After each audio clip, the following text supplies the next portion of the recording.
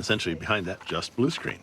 And that's a perfectly good way to work because it means that you can focus on making that environment absolutely convincing.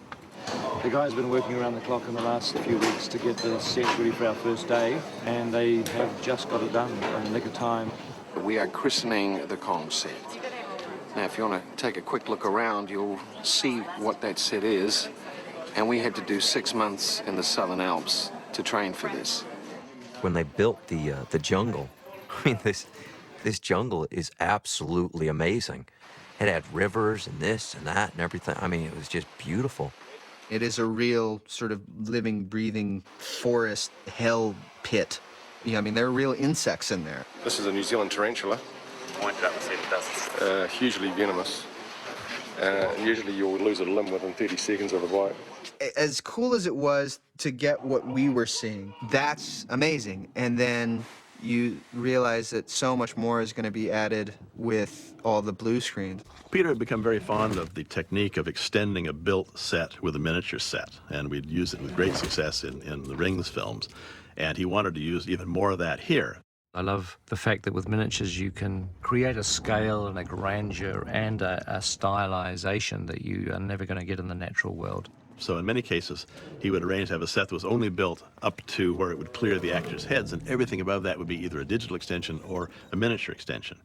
And this was used very effectively in, let's say, the village wall, for example. We built our 12-scale miniature first, and then it was surveyed, and the set was actually built from the miniature. But it was only built about halfway up, and only a section about 200 feet long was constructed. Every time that you see any more than that, that's a miniature extension. So that's creating an enormous area of landscape that you could never hope to build and you could never hope to find. The miniatures were shot sometimes in layers that would be sandwiched together to create this ever-receding depth. So when we're looking at a master shot of the log chasm, you have the chasm that's near camera, and then where that ends, you have another piece of chasm that's a little further away and it's getting a little more out in the sunlight to create the sense that it goes from dark and gloomy up here in the foreground to bright and sunshiny way in the distance. This is the log that spans the crevasse.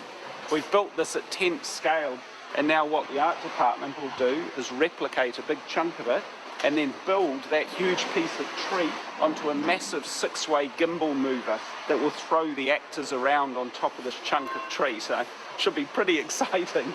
We don't get the fun. The fun's with the actors who actually get to ride the wooden stallion.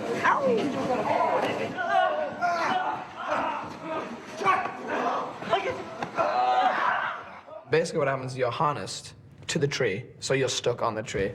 Minor little readjustment going on. Yeah, we're all good. I was at the end of the biggest limb of the tree, and the thing is, it threw me up with such force that my arse actually came off of the tree. And I think what it is Peter's like going, ramp it up 10%, ramp it up 15%. You know, as the more takes go on, because it was getting pretty violent. Oh, my balls! It's fun. I like that stuff. It's making me want to do more action-y roles. When you're dealing with sets with blue or green screens and or miniatures, you're obviously going to end up with large spaces that need to be filled. And that's almost always done with matte paintings, because you can build layers of depth in that you really would have a hard time doing in the miniature.